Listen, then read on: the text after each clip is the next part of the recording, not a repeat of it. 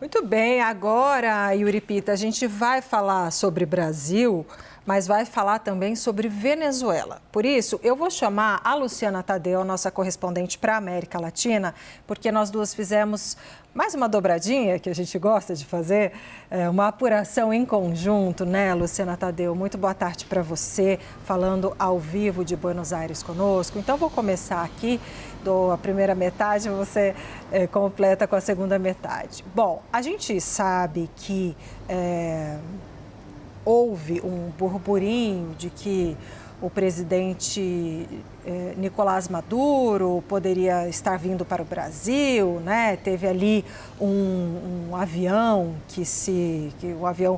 da frota de Maduro, que hoje é da frota estatal, mas que pousou aqui no Brasil e que o governo dos Estados Unidos estaria recomendando a Maduro que se exilasse, né? Que procurasse a se exilar aqui do Brasil. Pois bem, e aí? O governo Lula concederia asilo para o ditador Nicolás Maduro? Nós apuramos que sim, porém, caso isso pudesse contribuir para a pacificação da Venezuela. Então, teria que ser algo que fosse construído com a Venezuela, com os Estados Unidos, com os interessados no assunto. Algo que pudesse ajudar a resolver a crise política em curso aqui na Venezuela, no nosso vizinho. Seria como, por exemplo, se ele fosse para a Rússia, né, houve essa indicação de fontes do governo americano, do parlamento americano, de que Donald Trump teria sugerido ou teria recomendado a Maduro que fosse para a Rússia, que fosse se pedir asilo político em outro país e deixasse a Venezuela. O Brasil poderia, se procurado pelo ditador venezuelano, poderia eventualmente sim conceder esse asilo. Por quê? Porque daí teria o acordo, digamos assim, a concordância de todas as partes.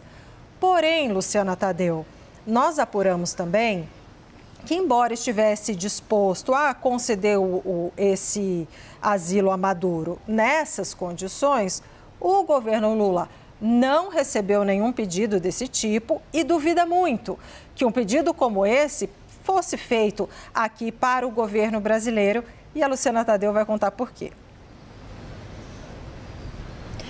Pois é, Débora, Yuri, boa tarde para vocês, para todos que nos acompanham. Antes de falar desses fatores, eu só queria fazer uma precisão, porque a especulação toda que surgiu de que Maduro poderia pedir um asilo para o Brasil surgiu justamente pela questão do avião da Conviasa, que é uma empresa estatal venezuelana e que pousou na Venezuela, foi do lado venezuelano, é importante fazer essa precisão, mais perto da fronteira brasileira. E aí, claro, alimentou especulações sobre se Maduro tinha a intenção de pedir asilo para o Brasil. Porém, segundo fontes aí do entorno do presidente Lula, fontes do Planalto, há diversos fatores que levam o governo a acreditar que isso não aconteceria, que não aconteceria esse pedido de asilo. Um deles é a extrema polarização no Brasil, essa divisão da sociedade entre direita e esquerda e o fato de Maduro não ser muito querido no Brasil, inclusive entre amplos setores da esquerda, ele não é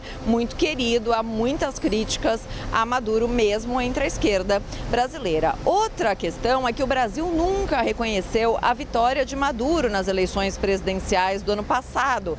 O chavismo, o órgão eleitoral nunca apresentou as atas eleitorais, o regime venezuelano tinha prometido para Celso Amorim a apresentação dessas atas, isso nunca aconteceu. Isso, claro, chateou muito o governo brasileiro, que inclusive chegou a bloquear a entrada da Venezuela nos BRICS, no grupo de países emergentes. A Venezuela acabou bloqueada e isso, vamos lembrar, gerou diversas críticas por parte do regime venezuelano a Celso Amorim, que chegou a falar que ele parecia um agente do imperialismo. E uma terceira questão é que, se o presidente Lula não for reeleito como presidente, ele tem pouco mais de um ano no poder, na presidência brasileira. Débora. E num próximo governo, Nicolás Maduro não teria nenhuma garantia de que não seria extraditado para os Estados Unidos ou para Venezuela. Isso tem um precedente no Brasil. É importante lembrar